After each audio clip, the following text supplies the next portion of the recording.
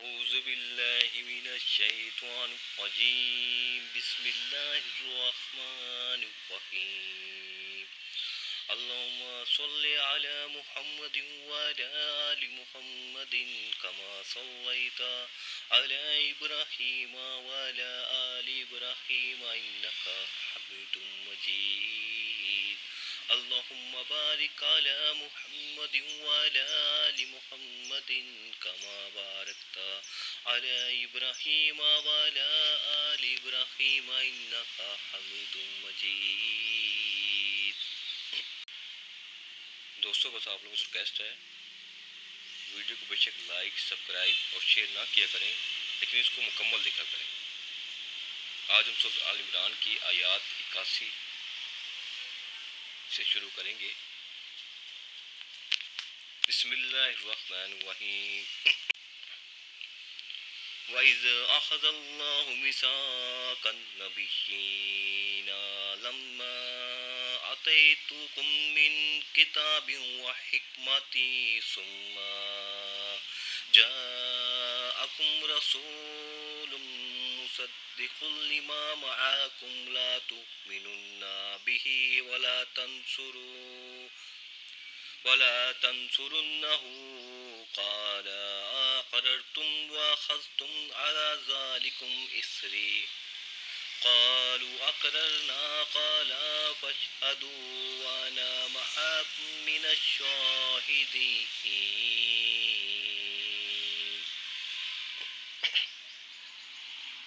جب اللہ تعالیٰ نے نبیوں سے عہد لیا کہ جو کچھ میں تمہیں کتاب حکمت دوں پھر تمہیں ہمارے پاس وہ رسول آئے جو تمہارے پاس کی چیز کو سچ بتائیں تو تمہارے لیے اس پر ایمان لانا اور اس کی مدد کرنا ضروری ہے. فرمایا کہ اس کے اقراری ہو اور اس پر میرا ذمہ لے رہے ہو. سب نے کہا ہمیں اقرار ہے. فرمایا تو اب گواہ رہو اور خود میں بھی تمہارے ساتھ گواہوں میں ہوں. مطلب یہ کہ ہر پیغمبر سے اس امر کا عہد لیا جاتا رہا ہے کہ جو عہد پیغمبر سے لیا گیا ہے وہ لا محالہ اس کی پیروں پر بھی آپ سے آپ عہد ہو جاتا ہے کہ جو نبی ہماری طرف سے اس دین کی تبلیغ آمد کے لیے بھیجا جائے جس کی تبلیغ و اقامت پر تم مامور ہوئے ہو اس کا تمہیں ساتھ دینا ہوگا. اس کے ساتھ تعصب نہ برتنا, اپنے آپ کو دین کا اجارہ دار نہ سمجھنا, حق کی مخالفت نہ کرنا بلکہ جہاں جو شخص بھی ہماری طرف سے حق کا پرچم بلند کرنے کے لیے اٹھایا جائے اس کے جھنڈے تلے جمع ہو جانا. یہاں اتنی بات اور سمجھ لینی چاہیے کہ محمد صلی اللہ علیہ وسلم سے پہلے ہر نبی سے یہی عہد لیا جاتا رہا ہے اور اسی بنا پر ہر نبی نے اپنی امت کو بعد کے آنے والے نبی کی خبر دی ہے اور اس کا ساتھ دینے کی ہدایت کی ہے. لیکن نہ قرآن میں نہ حدیث میں کہیں بھی اس امر کا پتہ نہیں چلتا کہ حضرت محمد صلی اللہ علیہ وآلہ وسلم سے ایسا عہد لیا گیا ہو یا آپ نے اپنی امت کو کسی بات کے آنے والے نبی کی خبر دے کر اس پر ایمان لانے کی ہدایت فرمائی ہو. فمن تولى بعد ذلك فأولئك هم الفاسقون. پر اس کے بعد بھی جو پلٹ جائیں وہ یقیناً پورے نافرمان ہیں. اس ارشاد سے مقصود اہل کتاب کو متنبہ کرنا ہے کہ تم اللہ کے عہد کو توڑ رہے ہو, محمد صلی اللہ علیہ وآلہ وسلم کا انکار اور ان کی مخالفت کر کے اس میثاق کی خلاف ورزی کر رہے ہو جو تمہارے انبیاء سے لیا گیا تھا. لہٰذا اب تم فاسق ہو چکے ہو یعنی اللہ کی اطاعت سے نکل گئے ہو. أفغير دين الله يبغون وله أسلم من في السماوات والأرض طوعا وكرها وإليه يرجعون. کیا وہ اللہ کے دین کے سوا اور دین کی تلاش میں ہیں؟ حالانکہ تمام آسمانوں والے اور سب زمین والے اللہ تعالیٰ ہی کے فرما بردار ہیں. خوشی سے ہو یا ناخوشی سے سب اسی کی طرف لوٹائے جائیں گے. یعنی تمام کائنات اور کائنات کی ہر چیز کا دین تو یہی اسلام یعنی اللہ کی اطاعت بندگی ہے۔ اب تم اس کائنات کے اندر رہتے ہوئے اسلام کو چھوڑ کر اور کون سا طریقہ زندگی تلاش کر رہے ہو؟ قل آمنا باللہ وما انزل علینا وما انزل علی ابراہیم واسماعیل واسحاق ويعقوب والأسباط وما أوتي موسى وعيسى والنبيون من ربهم لا نفرق بين أحد منهم ونحن له مسلمون۔ آپ کہہ دیجئے کہ ہم اللہ تعالیٰ پر اور جو کچھ ہم پر اتارا گیا ہے اور جو کچھ ابراہیم علیہ السلام اور اسماعیل علیہ السلام اور اسحاق علیہ السلام اور یعقوب علیہ السلام اور ان کی اولاد پر اتارا گیا ہو اور جو کچھ موسیٰ علیہ السلام پر اور دوسرے انبیاء علیہ السلام اللہ تعالیٰ کی طرف سے دیے گئے، ان سب پر ایمان لائے۔ ہم ان میں سے کسی کے درمیان فرق نہیں کرتے اور ہم اللہ تعالیٰ کے فرما بردار ہیں۔ یعنی ہمارا طریقہ یہ نہیں کہ کسی نبی کو نہ مانے اور کسی نبی کو مانے اور کسی کو جھوٹا کہیں اور کسی کو سچا۔ ہم تعصب اور حمیت جاہلیہ کے سے پاک ہیں۔ دنیا میں جہاں جو اللہ کا بندہ بھی اللہ کی طرف سے حق لے کر آیا ہے، ہم اس کے برحق ہونے پر شہادت دیتے ہیں۔ وَمَن يَبْتَغِ غَيْرَ الْإِسْلَامِ دِينًا فَلَن يُقْبَلَ مِنْهُ وَهُوَ فِي الْآخِرَةِ مِنَ الْخَاسِرِينَ۔ جو شخص اسلام کے سوا دین تلاش کرے گا، اس کا دین قبول نہ کیا جائے گا اور وہ آخرت میں نقصان پانے والوں میں ہوگا۔ کیف یہدی اللہ قوما کفروا بعد ایمانہم وشاہدوا ان الرسول حق وجاءهم البینات واللہ لا یہدی القوم الظالمین۔ اللہ تعالیٰ ان لوگوں کو کیسے ہدایت دے گا جو اپنے ایمان لانے اور رسول کی حقانیت کی گواہی دینے اور اپنے پاس روشن دلیل آ جانے کے بعد کافر ہو جائیں۔ اللہ تعالیٰ ایسے بے انصاف لوگوں کو راہ راست پر نہیں لاتا۔ یہاں پھر اسی بات کا اعادہ کیا گیا ہے جو اس سے قبل بارہا بیان کی جا چکی ہے کہ نبی صلی اللہ علیہ وآلہ وسلم کے عہد میں عرب کے یہودی علماء جان چکے تھے، ان کی زبانوں تک سے اس امر کی شہادت ادا ہو چکی تھی کہ آپ نبی صلی اللہ علیہ وآلہ وسلم برحق ہیں اور جو تعلیم آپ صلی اللہ علیہ وآلہ وسلم لائے ہیں وہی تعلیم ہے جو پچھلے انبیاء علیہ السلام لاتے رہے ہیں۔ اس کے بعد انہوں نے جو کچھ کیا وہ محض تعصب، ضد، دشمنی حق کی اس پرانی عادت کا نتیجہ تھا جس کے وہ صدیوں سے مجرم چلے آ رہے تھے۔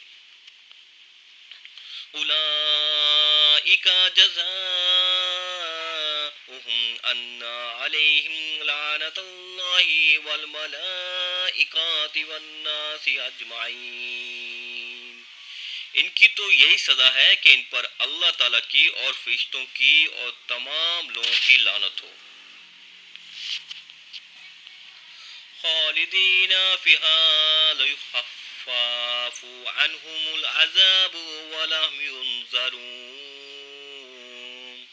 جس میں ہمیشہ پڑے رہیں گے، نہ تو ان سے عذاب ہلکا کیا جائے گا نہ انہیں مہلت دی جائے گی۔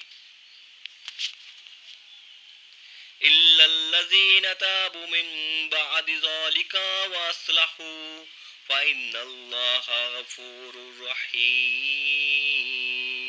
مگر جو لوگ اس کے بعد توبہ اصلاح کر لیں تو بے شک اللہ تعالیٰ بخشنے والا مہربان ہے۔ إِنَّ الَّذِينَ كَفَرُوا بَعْدَ إِيمَانِهِمْ ثُمَّ ازْدَادُوا كُفْرًا لَّن تُقْبَلَ تَوْبَتُهُمْ وَأُولَئِكَ هُمُ الضَّالُّونَ۔ بے شک جو لوگ ایمان لانے کے بعد کفر کریں پھر کفر میں بڑھ جائیں، ان کی توبہ ہرگز قبول نہ کی جائے گی اور یہی گمراہ لوگ ہیں۔ یعنی صرف انکار ہی پر بس نہ کی بلکہ عملاً مخالفت مزاحمت بھی کی، لوگوں کو خدا کے راستے سے روکنے کی کوشش میں ایڑی چوٹی تک کا زور لگایا، شبہات پیدا کیے، بدگمانیاں پھیلائی، دلوں میں وسوسے ڈالے اور بدترین سازشیں اور عشاء دوانیاں کی تاکہ نبی صلی اللہ علیہ وآلہ وسلم کا مشن کسی طرح کامیاب نہ ہونے پائے۔ ان الذين كفروا وماتوا وهم كفار فلن يقبل من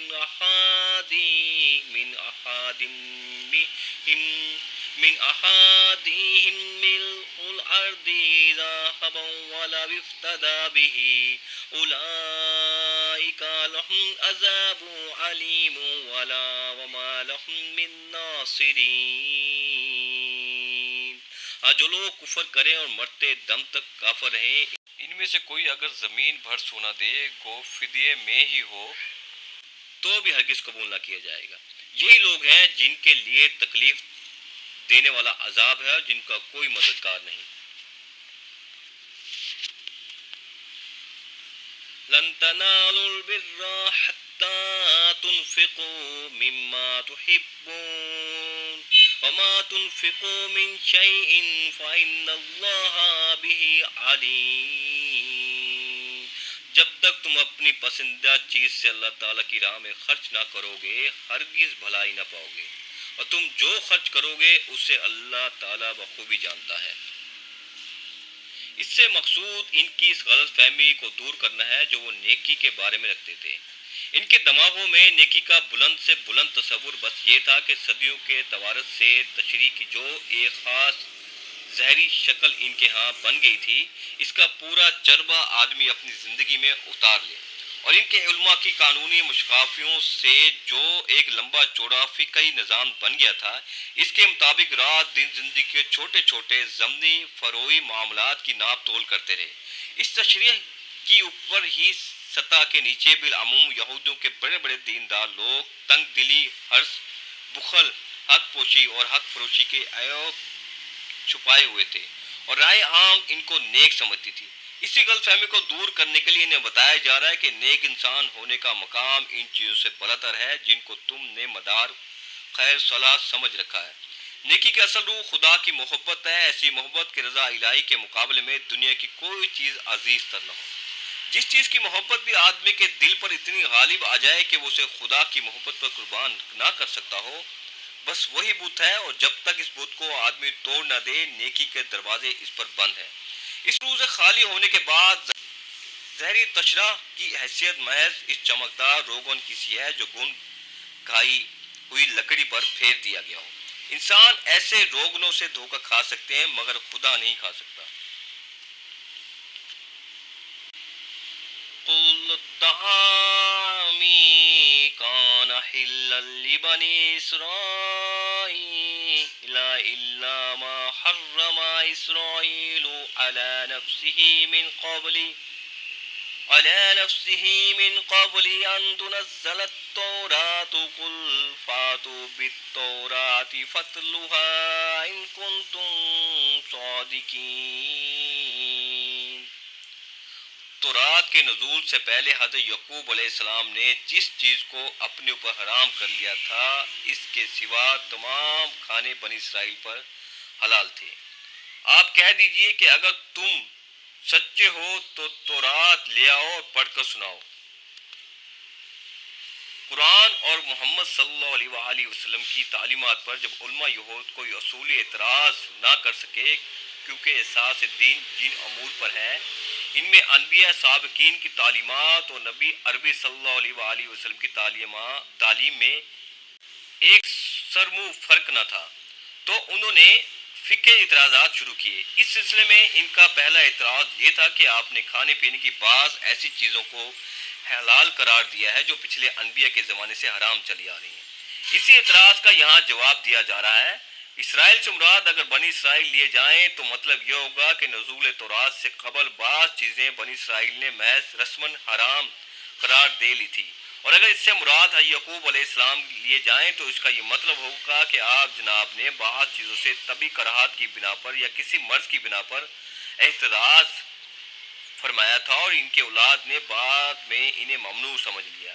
یہ مؤخر ذکر روایت زیادہ مشہور ہے، اور بعد والی آیات سے یہ بات صاف طور پر ظاہر ہوتی ہے کہ اونٹ اور خرگوش وغیرہ کی حرمت کا جو حکم بائبل میں لکھا ہے وہ اصل تورات کا حکم نہیں ہے، بلکہ یہودی علماء نے بعد میں اسے داخل کتاب کر دیا ہے۔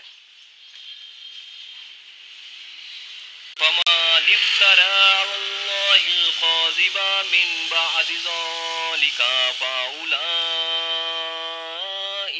هُمُ الظَّالِمُونَ۔ اس کے بعد بھی جو لوگ اللہ تعالیٰ پر جھوٹ بہتان باندھیں وہی ظالم ہیں۔ قل صدق اللہ فاتبعوا ملت ابراہیم حنیفا وما کان من المشرکین۔ کہہ دیجیے کہ اللہ سچا ہے، تم سب ابراہیم حنیف کے ملت کی پیروی کرو جو مشرک نہ تھے۔ مطلب یہ ہے کہ ان فقہی جزات میں کہاں جا پھنسے ہو؟ دین کی جڑ تو اللہ واحد کی بندگی ہے جسے تم نے چھوڑ دیا، اور شرک کی علائشوں میں مبتلا ہو گئے۔ اب بحث کرتے ہو فقہی مسائل میں، حالانکہ یہ وہ مسائل ہیں جو اصل ملت ابراہیمی سے ہٹ جانے کے بعد انحطاط کی طویل صدیوں میں تمہارے علماء کی مشغافیوں سے پیدا ہو گئے ہیں۔ ان اول بیت وضع للناس للذی ببکۃ مبارکا وہدی للعالمین۔ اللہ تعالیٰ کا پہلا گھر جو لوگوں کے لیے مقرر کیا گیا ہے وہی ہے جو مکہ شریف میں ہے، جو تمام دنیا کے لیے بابرکت اور ہدایت والا ہے۔ یہودیوں کا دوسرا اعتراض یہ تھا کہ تم نے بیت المقدس کو چھوڑ کر کعبہ کو قبلہ کیوں بنایا، حالانکہ پچھلے انبیاء کا قبلہ بیت المقدس ہی تھا، اور اس کا جواب سورۃ بقرہ میں دیا جا چکا ہے۔ لیکن یہودی اس کے بعد بھی اپنے اعتراض پر مصر رہے، لہذا یہاں پھر اس کا جواب دیا گیا۔ بیت المقدس کے متعلق خود بائبل ہی کی شہادت موجود ہے کہ حضرت موسیٰ علیہ السلام کے 450 برس بعد حضرت سلیمان علیہ السلام نے اس کو تعمیر کیا۔ حضرت سلیمان علیہ السلام ہی کے زمانے میں وہ قبلہ اہل توحید قرار دیا گیا۔ برعکس اس کے کہ یہ تمام عرب کی متواتر و متفق کی عالیہ روایت سے ثابت ہے کہ کعبے کو حضرت ابراہیم علیہ السلام نے تعمیر کیا، اور وہ حضرت موسیٰ علیہ السلام سے 800-900 برس پہلے گزرے ہیں۔ لہذا کعبے کی اولیت ایک ایسی حقیقت ہے جس میں کسی کلام کی گنجائش نہیں۔ فِيهِ آیات بینات مقام ابراہیم ومن دخلہ کان آمنا وللہ علی الناس حج البیت من استطاع الیہ سبیل ومن کفر فإن اللہ غنی عن العالمین۔ جس میں کھلی کھلی نشانی ہے، مقام ابراہیم ہے، اس میں جو آ جائے امن والا ہو جاتا ہے۔ اللہ تعالیٰ نے ان لوگوں پر جو اس طرف کی راہ پا سکتے ہوں اس گھر کا حج فرض کر دیا ہے، اور جو کوئی کفر کرے تو اللہ تعالیٰ اس سے بلکہ تمام دنیا سے بے پرواہ ہے۔ یعنی اس گھر میں ایسی سریع علامات پائی جاتی ہیں جن سے ثابت ہوتا ہے کہ اللہ کی جناب میں مقبول ہوا ہے، اور اسے اللہ نے اپنے گھر کی حیثیت سے پسند فرما لیا ہے۔ لک و دہک بیابان میں بنایا گیا، اور پھر اللہ نے اس کے جوار میں رہنے والوں کے رزق رسانی کا بہتر سے بہتر انتظام کر دیا۔ 2500 برس تک جاہلیت کے سبب سے ہم سارا ملک عرب انتہائی بدامنی کی حالت میں مبتلا رہا، مگر اس فساد بھری سرزمین میں کعبہ اور اطراف کعبہ ہی کا ایک خطہ ایسا تھا جس میں امن قائم رہا۔ بلکہ اسی کعبے کی یہ برکت تھی کہ سال بھر میں یہ 4 مہینے کے لیے پورے ملک کو اس کی دولت امن میسر آ جاتا تھا۔ پھر ابھی نصف صدی پہلے ہی سب دیکھ چکے تھے کہ ابراہیم نے جب کعبے کی تخریب کے لیے مکہ پر حملہ کیا تو اس کی فوج کس طرح قہر الہی کی شکار ہوئی۔ اس واقعے سے اس وقت عرب کا بچہ بچہ واقف تھا، اور اس کے چشم دید شاید ان آیات کے نزول کے وقت موجود تھے۔ جاہلیت کے تاریخ دور میں بھی اس گھر کا یہ احترام تھا کہ خون کے پیاسے دشمن ایک دوسرے کو وہاں دیکھتے تھے، اور ایک دوسرے پر ہاتھ ڈالنے کی جرات نہ ہوتی تھی۔ قُلْ يَا أَهْلَ الْكِتَابِ لِمَ تَكْفُرُونَ بِآيَاتِ اللَّهِ وَاللَّهُ شَهِيدٌ عَلَى مَا تَعْمَلُونَ۔ آپ صلی اللہ علیہ وآلہ وسلم کہہ دیجئے کہ اہل کتاب تم اللہ تعالیٰ کی آیاتوں کے ساتھ کفر کیوں کرتے ہو؟ جو کچھ تم کرتے ہو اللہ تعالیٰ اس پر گواہ ہے۔ قُلْ يَا أَهْلَ الْكِتَابِ لِمَا تَصُدُّونَ عَنْ سَبِيلِ اللَّهِ مَنْ آمَنَ تَبْغُونَهَا عِوَجًا وَأَنْتُمْ شُهَدَاءُ وَمَا اللَّهُ بِغَافِلٍ عَمَّا تَعْمَلُونَ۔ ان اہل کتاب سے کہو کہ تم اللہ تعالیٰ کی راہ سے لوگوں کو کیوں روکتے ہو اور اس میں عیب ٹٹولتے ہو، حالانکہ تم خود شاہد ہو اللہ تعالیٰ تمہارے اعمال سے بے خبر نہیں۔ یا ایھا الذین آمنوا ان تطیعوا فریقا من الذین اوتوا الکتاب یردکم بعد ایمانکم کافرین۔ اے ایمان والو، اگر تم اہل کتاب کی کسی جماعت کی باتیں مانو گے تو وہ تمہیں تمہارے ایمان لانے کے بعد مرتد کافر بنا دیں گے۔ جزاک اللہ۔ خدا سے دعا ہے جو آیات تلاوت ترجمہ و تفسیر پڑھی ہے اس کے پڑھنے میں جو کوتاہی ہو معاف فرما دے اور اسے اپنے بارگاہ الہی میں قبول فرما۔ اور اللہ سے دعا ہے جو آیات تلاوت ترجمہ سنی ہے پڑھی ہے اس کو سمجھنے، اس پر عمل کرنے اور اس کو پہنچانے کی توفیق عطا فرمائے۔ اور تعالیٰ ہم سب کو قرآن شریف کو ترجمے کے ساتھ پڑھنے، سمجھنے، اس پر عمل کرنے اور اسے دوسروں تک پہنچانے کی توفیق عطا فرمائے۔ جزاک اللہ۔